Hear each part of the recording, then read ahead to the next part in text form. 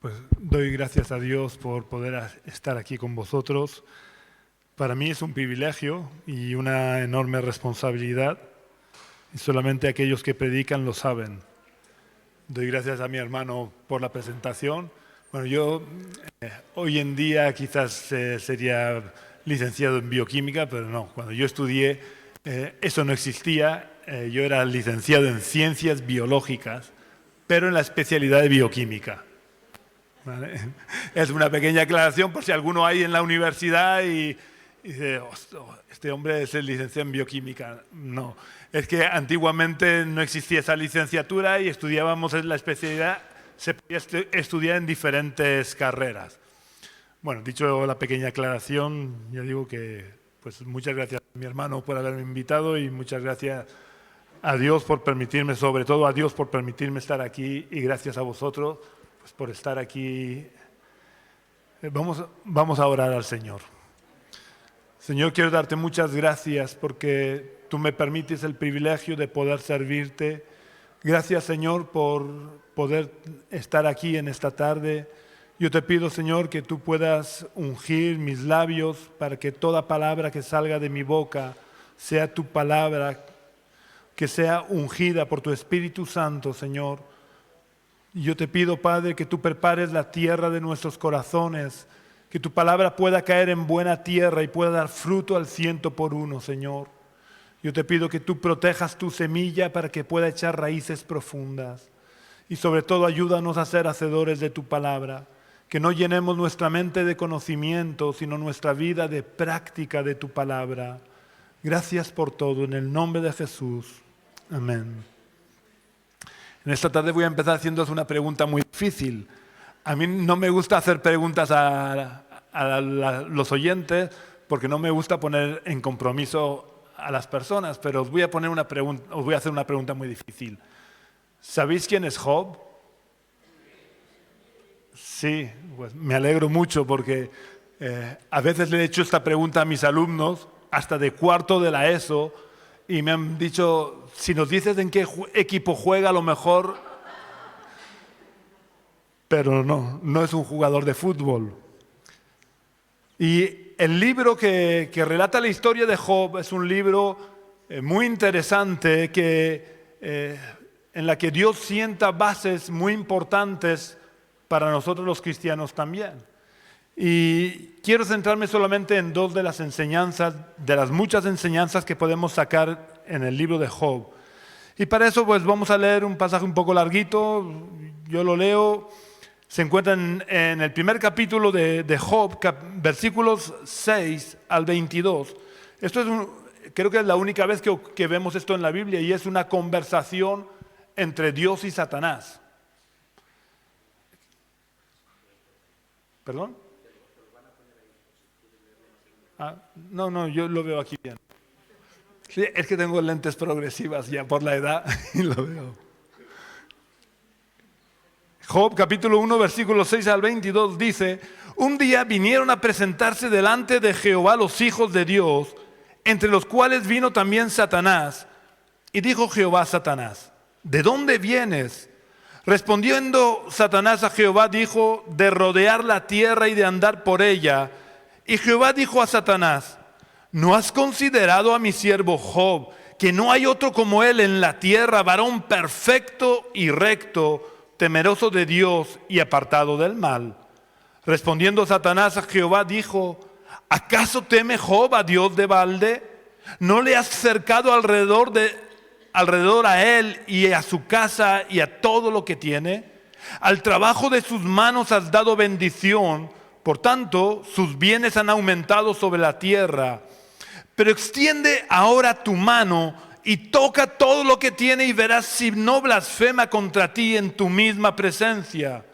Dijo Jehová a Satanás: he aquí, todo lo que tiene está en tu mano, solamente no pongas tu mano sobre él. Y salió Satanás de delante de Jehová. Y un día aconteció que sus hijos e hijas comían y bebían vino en casa de su hermano el primogénito. Y vino un mensajero a Job y le dijo: Estaban arando los bueyes y las asnas paciendo cerca de ellos, y acometieron los sabeos y tomaron y mataron a los criados a filo de espada. Solamente escapé yo para darte la noticia. Aún estaba éste hablando cuando vino otro que dijo: fuego de Dios cayó del cielo que quemó las ovejas y a los pastores y los consumió. Solamente escapé yo para darte la noticia. Todavía estaba éste hablando y vino otro que dijo: los caldeos hicieron 3 escuadrones y arremetieron contra los camellos y se los llevaron y mataron a los criados a filo de espada, y solamente escapé yo para darte la noticia. Entre tanto que éste hablaba, vino otro que dijo: tus hijos y tus hijas estaban comiendo y bebiendo vino en casa de su hermano el primogénito. Y un gran viento vino del lado del desierto y azotó las 4 esquinas de la casa, la cual cayó sobre los jóvenes y murieron, y solamente escapé yo para darte la noticia.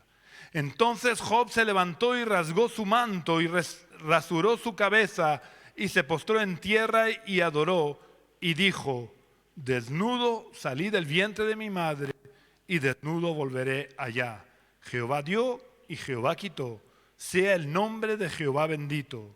En todo esto no pecó Job, ni atribuyó a Dios despropósito alguno. La verdad es que lo que le ocurre a Job es una auténtica desgracia, es una verdadera catástrofe, porque en cuestión de pocos minutos Job pasa de ser uno de los hombres más ricos de aquel lugar a ser un hombre absolutamente pobre, sin ningún bien. Pero lo más grave de todo es que en medio de esta tormenta le dan la peor de las noticias que una persona puede recibir, y es que sus hijos han muerto también. No estamos preparados para ese tipo de noticias. La muerte de un ser querido siempre duele, pero cuando mueren nuestros padres, pues aunque nos duela, es ley de vida. Pero que mueran un hijo es un dolor que humanamente no tiene consuelo, porque va contra la naturaleza. Y este hombre no solamente perdió a uno de sus hijos, los perdió a todos a la vez. En cuestión de minutos pasó de ser el hombre más rico al más pobre, pero además con el corazón roto por el dolor de haber perdido a todos sus hijos.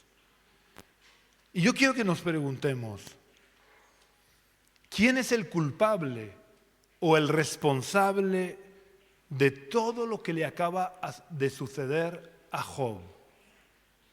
Nosotros que muchas veces tenemos la tentación de echarle la culpa de todo a Satanás, rápidamente pensamos: Satanás es el culpable o el responsable de todo lo que le ha pasado a Job. Es el responsable de que Job se quedara sin nada. Pero si seguimos leyendo un poco más adelante, no solamente se ha quedado sin nada, sino que empieza a padecer una enfermedad, una sarna maligna, y para colmo, su esposa le da la espalda y le dice: ¿aún retienes tu integridad con todo lo que te ha pasado? Maldice a Dios y muérete. Así que quiero que pensemos, ¿es verdaderamente Satanás el responsable de lo que le ha pasado a Job? ¿Qué hubiera pasado si Dios no hubiera puesto el foco en la persona de Job? Si Dios no le hubiera dicho a Satanás: ¿no te has fijado en mi siervo Job, que no hay otro como él en toda la tierra, varón perfecto y recto, temeroso de Dios y apartado del mal?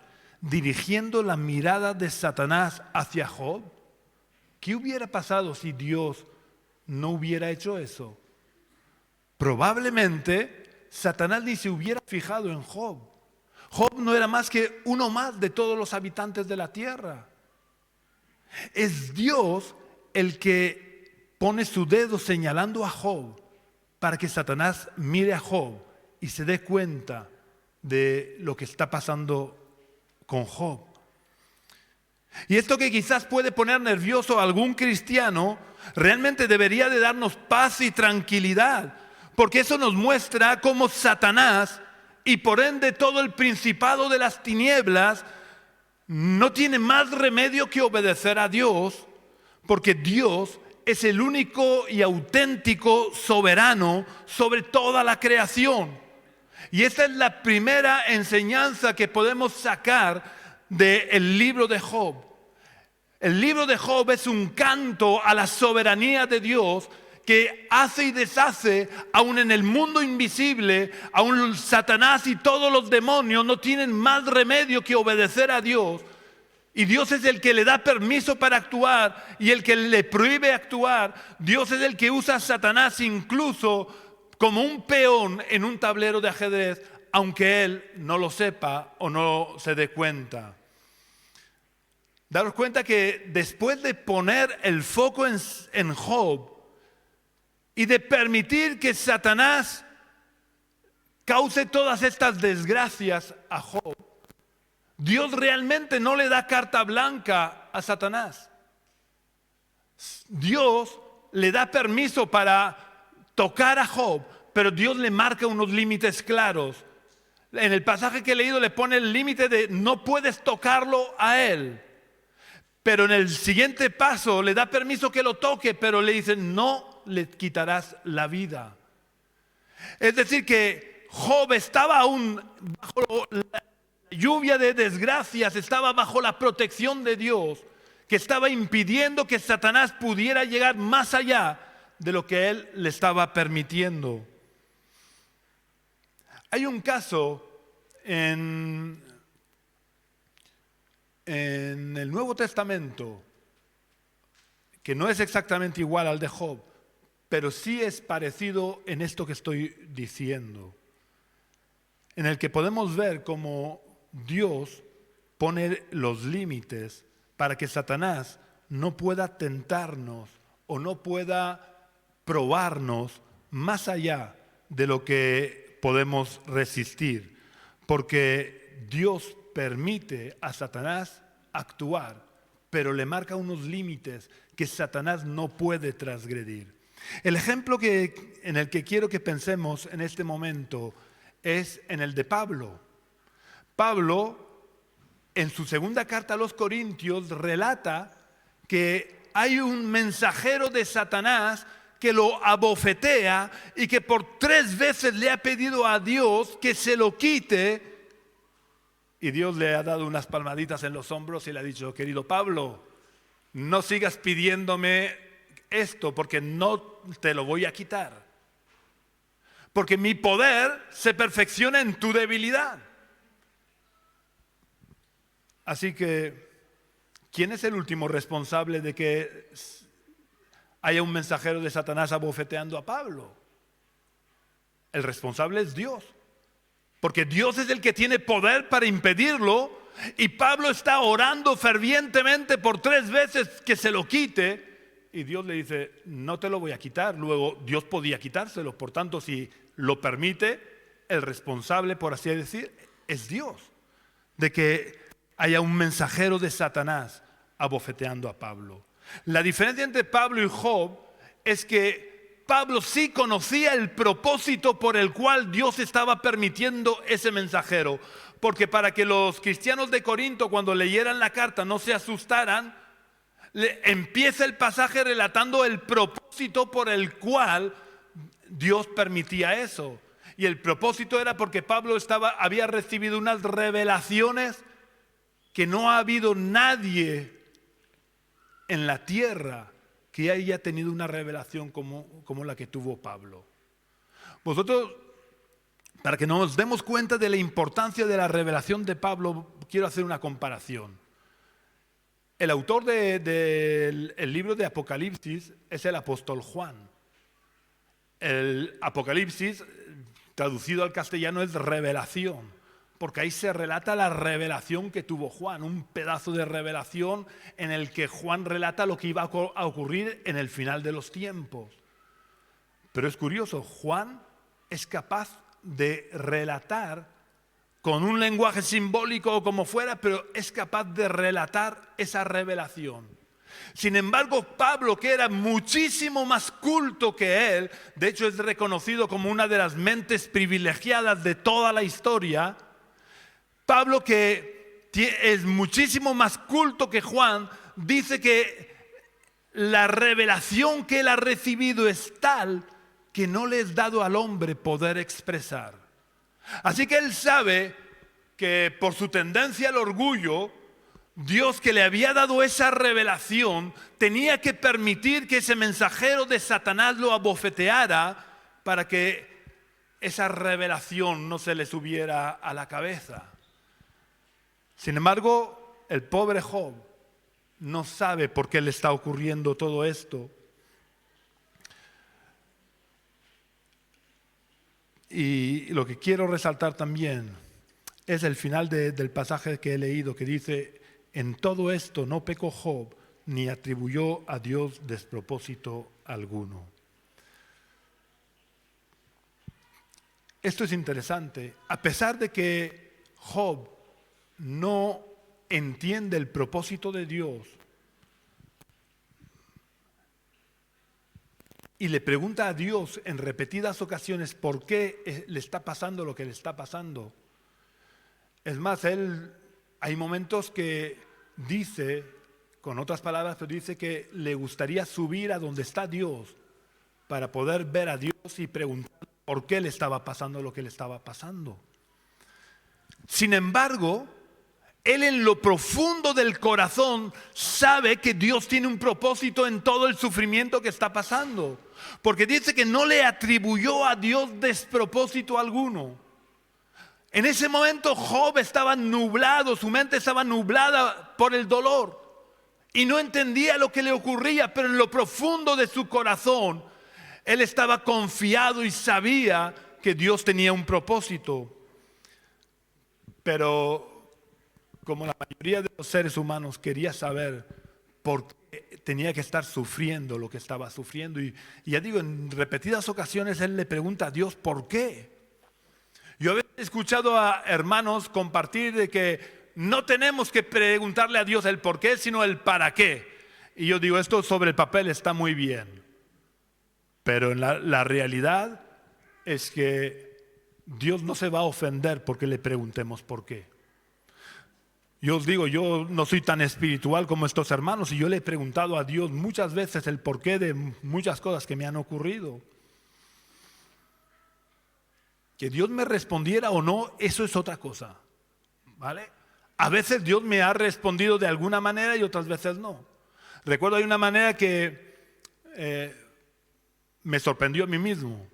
Y es, en cierta época en mi vida estaba yo en Antequera y estaba caminando en medio del campo y estaba viviendo una situación complicada y yo estaba en mi mente discutiendo con Dios, preguntándole que por qué. Y de pronto ocurrió una cosa que los que me conocéis sabéis que no es normal en mí. Y es que de pronto yo iba en mi mente preguntándole a Dios por qué y de pronto me encuentro cantando. Y ya digo que los que me conocéis sabéis que no canto ni debajo de la ducha. A mí, yo esto lo digo, yo podría vivir perfectamente sin música. Mi mujer no, pero yo sí. No me afectaría para nada el vivir sin música.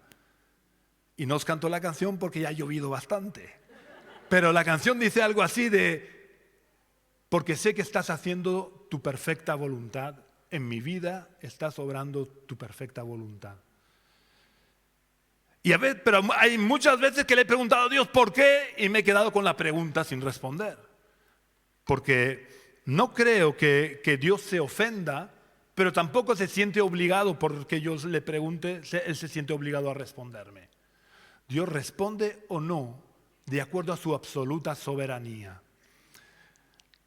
De hecho, cuando Job al final del libro ve el torbellino y ve la manifestación de la presencia de Dios, estoy seguro que él en ese momento pensaría, y por lo menos yo lo hubiera pensado, qué bien, Dios viene a responder mis preguntas.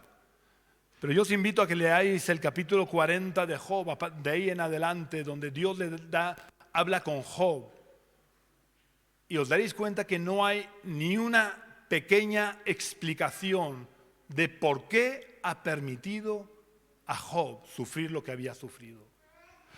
Toda la respuesta de Dios es una reivindicación de su absoluta soberanía que debemos de aceptar sin cuestionarla. Puedo no entenderla y Dios no se ofende porque yo no entienda en algunas circunstancias su soberanía ni sus propósitos. Él no se ofende porque sabe que mi mente es pequeña, está contaminada por el pecado y es muy limitada, y por tanto yo no puedo entender los caminos de Dios. Dios mismo dice a través del profeta Isaías que igual que el cielo está lejos de la tierra, así sus caminos están lejos de nuestros caminos. No podemos entender los caminos de Dios. Y sus propósitos algunas veces no los podemos entender, y por eso Dios entiende que preguntemos, pero ya digo, Él no se siente obligado a responder a nuestras preguntas. Él no le da unos palitos en la espalda a Job y le dice: mira, Job, es que he tenido que permitirle a Satanás hacer esto porque dudaba de que tú me fueras fiel. Él no le da ninguna explicación. Él le dice: ¿dónde estabas tú cuando yo creé los cielos? ¿Dónde estabas tú donde yo le ponía límites al mar? Es una reivindicación de su absoluta y total soberanía sobre la creación y sobre todo. Debemos de entender que Dios no improvisa nunca, pero siempre actúa de acuerdo a su soberanía para cumplir sus propósitos a pesar de los deseos de nuestra carne. Porque para Dios es mucho más importante nuestro bienestar espiritual que nuestro bienestar de la carne. Y por tanto se preocupa de nuestro bienestar espiritual. Y Dios actúa de manera que se cumplan sus propósitos y su perfecta voluntad en nuestras vidas. Y el apóstol Pablo, escribiéndole a los romanos en el capítulo 12 y versículo 2, dice que la voluntad de Dios, los propósitos de Dios son siempre buenos, agradables y perfectos. Pero ahora puede surgir una pregunta en nuestros corazones: ¿qué tenía de bueno, de agradable y de perfecto todo lo que tuvo que sufrir Job? Porque la verdad es que yo me pongo en la piel de Job y yo no le encontraría nada de bueno, agradable y perfecto. Pero hay dos cosas, quizás hayan más, pero hay dos cosas que demuestran que lo que le ocurrió a Job era la perfecta voluntad de Dios, buena, agradable y perfecta. La primera cosa es que en esas circunstancias Dios pudo tratar con el carácter de Job.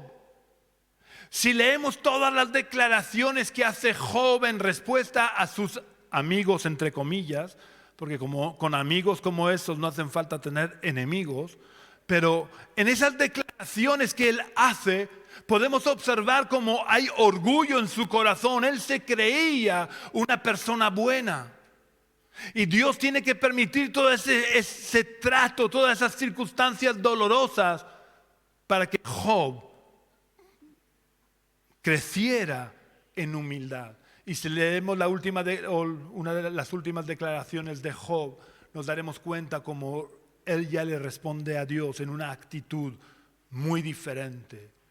Se había transformado de una persona orgullosa en un hombre humilde que reconoce la soberanía de Dios y que acepta el trato de Dios para su vida. En nuestro caso podríamos decir que Dios permite que tengamos que pasar por el fuego de la prueba, porque lo que Dios quiere, lo que a Dios más le importa a nosotros es que Cristo sea realmente formado en nosotros y que Cristo pueda crecer en nuestras vidas hasta tomar el control absoluto de nuestra vida.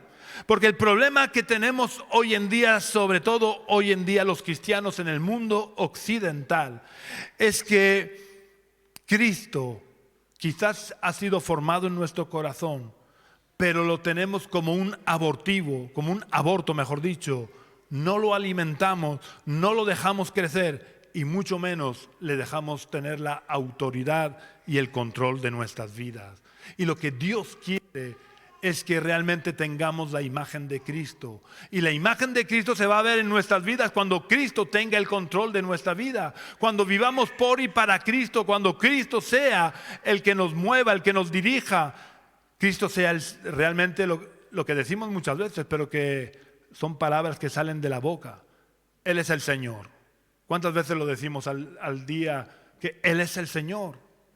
Pero quizás porque en nuestro idioma la palabra de Señor se ha desvirtuado y hoy en día yo soy el Señor Miguel y el Señor Benjamín, el Señor José Miguel. No entendemos bien el significado de Señor, pero esa palabra viene, quizás lo podamos entender mejor si conocemos la época feudal en Europa. Y es que los señores eran dueños absolutos de las vidas y de los bienes de todos sus súbditos. De ahí viene la palabra señor y señorío. El Señor era el que mandaba, era la cabeza sobre todo su señorío. Y Él podía hacer y deshacer con absoluta libertad, porque para eso era el Señor. Porque Cristo es Señor en ese sentido. La única diferencia es que Él usa su señorío para nuestro bien, aunque a veces no lo entendamos. Pero Dios nunca tiene motivaciones egoístas, ni quiere que lo reconozcamos como Señor porque necesita que haya personas a su alrededor, dicen, dorándole la píldora. Él no lo necesita. Él siempre ejerce su autoridad y su señorío en beneficio nuestro, aunque no lo entendamos. La segunda cosa buena, agradable y perfecta de la voluntad de Dios en todo lo que le pasó a Job es que gracias a todo lo que le pasó a Job, Job llegó a tener una intimidad con Dios que antes no había tenido. De hecho, Job lo reconoce en el capítulo 42 y versículo 5, donde dice: de oídas te conocía, mas ahora mis ojos te ven. ¿Cuántos cristianos o cuántas personas que asisten a las reuniones conocen a Dios de oídas, pero nunca han visto al Señor con los ojos de su fe? Yo tampoco lo he visto literalmente con mis ojos. No me estoy refiriendo a eso, pero conozco a Dios. No sé si puedo decir que lo he visto, pero tengo una relación. Y no debemos de olvidarnos nunca que el cristianismo no es la práctica de normas, ni siquiera el mantener una alta moralidad en nuestra vida. El cristianismo se basa en una relación con Dios que nos llevará a todo lo demás. Nos llevará a vivir conforme a una alta moralidad, pero no al revés. Los fariseos vivían con normas morales altas, pero no tenían relación con Dios. Y lo que nos diferencia de cualquier otra religión es que el cristiano debe de mantener una relación con Dios. Y siempre es en los momentos de prueba, de dificultad, en los que Dios nos lleva a tener una mayor intimidad con Él. Ahora me acuerdo también del caso de los 3 amigos de Daniel en Babilonia, cuando Nabucodonosor les amenaza: si al oír el sonido de todos los instrumentos que cita no os ponéis de rodillas y adoráis a la imagen que he creado, os meteré en el horno de fuego. Estos jóvenes, y ahora que conocemos el final, es muy bonita la historia, pero había que estar en los zapatos de estos 3 jóvenes. Estos 3 jóvenes le dicen: mira, de tu mano, oh rey, Dios nos librará. Pero sepas, oh rey, que si del horno de fuego no nos libra, es decir, ellos no tenían claro que Dios les fuera a librar del horno de fuego. Del horno de fuego, oh rey, Dios nos puede librar. Pero aunque no nos libre, que sepas que no nos inclinaremos ante la imagen. Nabucodonosor se le hierve la ira, ordena calentar 7 veces más de lo que era normal el horno de fuego y los echa. Y entonces Nabucodonosor los mira y se queda sorprendido y les dice a sus consejeros: oye, ¿no habíais metido vosotros a 3 jóvenes? ¿Cómo es posible que yo veo a 4 paseándose libremente por el medio de las llamas y el cuarto es semejante al Hijo de los dioses santos? Es decir, que gracias a que habían sido echados en el horno de fuego, probablemente tuvieron una relación personal como la podemos tener tú y yo, con una cristofanía, con una aparición del Hijo eterno de Dios antes de su encarnación. Es en los momentos del fuego de la prueba en la que normalmente podemos tener mayor intimidad con Dios.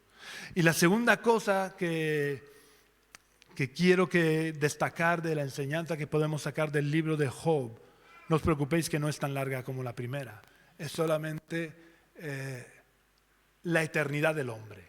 Porque no sé si a veces somos conscientes de que los seres humanos somos eternos. No solo los cristianos, los inconversos son tan eternos como nosotros. La cuestión es ¿dónde pasamos la eternidad? En eso sí hay diferencia. Pero que somos eternos, Dios nos hizo eternos. Y lo único que no es eterno, aunque en cierta manera también lo es nuestro cuerpo. Nuestro cuerpo muere, pero llegará el día de la resurrección de los muertos en las que nuestro cuerpo resucitará. Pero ya digo, la cuestión está ¿dónde pasaremos la eternidad? Y sabéis, uno de los errores más grandes que Satanás ha logrado difundir por la sociedad, y uno de los errores más peligrosos, uno de ellos es la evolución, como que decía mi hermano. Pero la otra mentira es el famoso descanse en paz. Porque precisamente cuando morimos es cuando de verdad comienza el sufrimiento de aquellos que no le han aceptado a Jesús en su corazón. Aquellos que no mueren habiendo nacido de nuevo, comienza el auténtico sufrimiento para ellos. Por tanto, el descanso en paz solamente es verdad para aquellos que nacieron de nuevo durante sus vidas. Pero ahora vamos a ver por qué digo que esta es una enseñanza que está implícita en el libro de Job. Voy a leer Job capítulo 1 versículos 2 y 3, que dice: y le nacieron 7 hijos y 3 hijas. Su hacienda, está hablando de Job, su hacienda era 7,000 ovejas, 3,000 camellos, 500 yuntas de bueyes, 500 asnas y muchísimos criados, y era aquel varón más grande que todos los orientales. ¿Cuántos hijos tiene? 7 hijos. ¿Cuántas hijas? 3. ¿Cuántas ovejas? Por si no os acordáis, 7,000. Bueno, lo tenéis por ahí puesto, ¿no? 7,000. ¿Cuántos camellos tiene? 3,000. ¿Cuántas yuntas de bueyes y cuántas asnas tiene? 500 de cada. ¿Vale? Vamos a leer ahora en el capítulo 42, versículo 10. Dice: y quitó Jehová la aflicción de Job cuando él hubo orado por sus amigos, y aumentó al doble todas las cosas que habían sido de Job. Aquí hay una pequeña enseñanza en la que no me voy a entretener. Es que la bendición a Job le vino cuando oró por sus amigos. Que ya digo que más que amigos, fueron unos verdaderos enemigos. Pero, ¿qué es lo que dice? Que Dios aumentó al doble todas las cosas que habían sido de Job. Así que vamos a leer ahora los versículos 12 y 13. Y bendijo Jehová el postrer estado de Job más que el primero, porque tuvo 14,000 ovejas, 6,000 camellos, 1,000 yuntas de bueyes y 1,000 asnas, y tuvo 7 hijos y 3 hijas. ¿Cuántas ovejas tuvo al final? 14,000. El doble de lo que había tenido al principio. No sé si os acordáis, pero eran 7,000. ¿Cuántos camellos acabó teniendo Job? 6,000. Acordaos que al principio tuvo 3,000. ¿Cuántas yuntas de bueyes y cuántas asnas tuvo ahora? 1,000. El doble de lo que había tenido al principio. Dios es un buen matemático. ¿vale? Sabe contar y sabe lo que es el doble. Pero ¿estamos seguros de que sabe lo que es el doble? ¿Cuántos hijos acabó teniendo Job? ¿Cuántos tuvo al principio? ¿Cuántas hijas tuvo al final Job? ¿Cuántas tuvo al principio? Las matemáticas siempre se me dieron bien y no parece el doble. Pero ¿por qué? ¿Acaso alguna vez Dios ha incumplido alguna de sus promesas? ¿O las ha cumplido a medias? ¿Por qué Dios aparentemente no le da el doble de hijos y de hijas que había tenido al principio? Sino que le da exactamente la misma cantidad de hijos y de hijas. Porque los hijos de Job no habían muerto. Habían muerto físicamente, pero los hijos de Job no habían muerto porque los seres humanos, a diferencia de los animales, somos eternos. Y como somos eternos, Job tuvo los 7 primeros que seguían vivos aunque no estuvieran con él, y los 7 últimos son 14 hijos, el doble de los que había tenido al principio. Y las 3 hijas primeras que seguían vivas aunque no estuvieran con Job, y las 3 últimas suman las 6 hijas que son el doble de lo que había tenido al principio. Los seres humanos, aunque nos duela despedirnos de nuestros seres queridos, son eternos. El cuerpo, ya digo, muere físicamente, pero incluso el cuerpo resucitará. Acordaros de cuando Jesús resucitó y fueron corriendo a la tumba, ¿cómo encontraron la tumba? Vacía. El cuerpo de Jesús había resucitado. Y cuando Tomás duda, Jesús le dice: mira mis llagas, mete tus dedos en mis llagas y tu mano en mi costado. No hay duda de que el cuerpo que había sido crucificado y muerto resucitó. De la misma manera, Pablo dice que nuestro cuerpo de la gloria será semejante al cuerpo de la gloria de Cristo. Es decir, no será otro el cuerpo que resucite, será nuestro cuerpo. ¿Que cómo ocurrirá eso? No me lo preguntéis porque no lo sé. A mí me parece tan difícil de entender como personas que han sido devoradas por animales, como personas que han sido quemadas, personas que han sido echadas a lo profundo del mar y devoradas por los peces, un día llegarán a resucitar. No lo sé.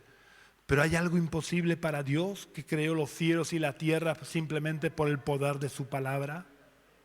Por tanto, un día resucitaremos. ¿Y dónde pasaremos la eternidad? Eso depende de cada uno de nosotros, de las decisiones que tomemos ahora, de las decisiones que tomamos durante nuestra vida en la tierra. Una vez muramos, ya no habrá nada que hacer. Ya no habrá misas, ni rezos, ni nada que pueda cambiar nuestra eternidad. Porque Hebreos dice que está establecido para todos los hombres que mueran una sola vez y después del juicio. Que el Señor los bendiga.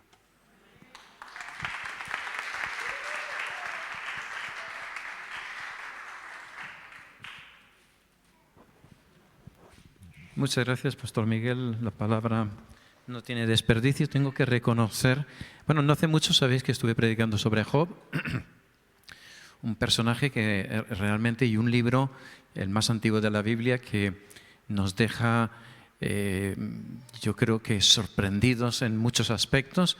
Y sinceramente había algo que yo nunca acabé, y que no sé si lo manifesté, pero nunca acabé de entender. Y es cómo era que no había tenido 14 hijos y 6 hijas. Pero, ¿sabes? Creo que en mi mente hace tiempo que yo llegué a un convencimiento. Y es que lo que dice la palabra de Dios es cierta, es verdad. Y lo que dice Dios se cumple, se cumple. Puede tardar más o menos, se cumple. Dios es un Dios veraz. Y cuando yo me he topado con cosas que todavía me topo en la Biblia y no entiendo, simplemente hago actos de fe. Señor, si tú dijiste que tendría el doble de hijos y de hijas, pues No lo sé cómo funciona eso y la verdad es que me ha parecido muy, muy interesante, a mí me ha gustado mucho, pero creo que necesitamos tener claro que Dios quiere lo mejor para ti y para mí. Nos ama, nos creó y nos ama como nadie nos puede amar. Y por mal que te vayan las cosas, acéptalo como un trato de Dios para tu vida. Dios tiene un propósito para ti. Y no siempre sus propósitos pasan por caminos llenos de rosas. Hay momentos duros, lo he dicho muchas veces en muchas predicaciones. Pero sabes, cantamos una canción antes de que pasara el pastor Miguel a traer la palabra que me viene a la mente. Ya sabéis que para que a mí me venga a la mente, ahora pues que creo que es un acto sobrenatural de Dios. Pero decía, cuando alabé a Cristo, solo recuerdo esa frase de la canción, allí todo cambió. ¿Cuándo cambió? Cuando alabé a Cristo. ¿Sabes que llevamos todo este año, nuestra perspectiva es la familia, trabajar en nuestras familias de forma personal en nuestros hogares y queremos ver familiares a los pies de Cristo. Ese es, digamos, nuestro objetivo primordial. Pero una de las cosas que estamos también tratando en este año es el aprender a alabar a Dios, sobre todo en los momentos de turbulencia de la vida. Y cuando tú alabas a Dios en medio de las turbulencias, creo que de alguna forma tú estás entendiendo la soberanía de Dios. ¿Verdad que no es fácil darle gracias a Dios cuando pierdes el trabajo? ¿Verdad que no es fácil cuando de repente tienes un hijo que se aparta de Dios? ¿Verdad que no es fácil cuando un familiar se muere? Pero Dios tiene la última palabra. Dios sabe por qué ocurren las cosas, incluso cuando es el momento de que ocurran. Así que una vez más quiero invitaros a que alabemos a Dios, especialmente cuando las cosas, cuando, como decía mi madre, caen chuzos de punta. O como dirían los ingleses, cuando llueven gatos y perros. Hoy tampoco es una lluvia muy grande. Me gustaría terminar con un acto particular.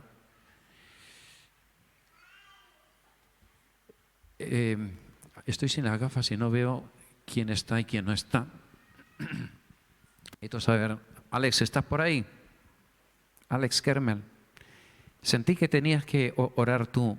Voy a pedir que a nuestros hermanos, a los pastores Miguel y Juan, y que pasen aquí adelante, y los ancianos, incluyendo a Ainhoa, que siempre la dejo a un lado porque no estoy todavía acostumbrado a tenerla como anciana, pero todos los ancianos os voy a pedir que paséis adelante. Pero antes de esto, vamos a despedir la conexión por internet. Muchas gracias. Espero que la palabra de Dios haya penetrado en tu mente y entiendas, si tú eres un creyente, entiendas que Dios tiene el control de todo lo que te ocurre y te quiere bendecir y lo va a hacer. Necesitas esperar y confiar en Dios. Y si tú no eres creyente, amén, acuérdate que el ser humano es eterno y un día daremos cuenta ante Dios. Muchas gracias y que Dios te bendiga.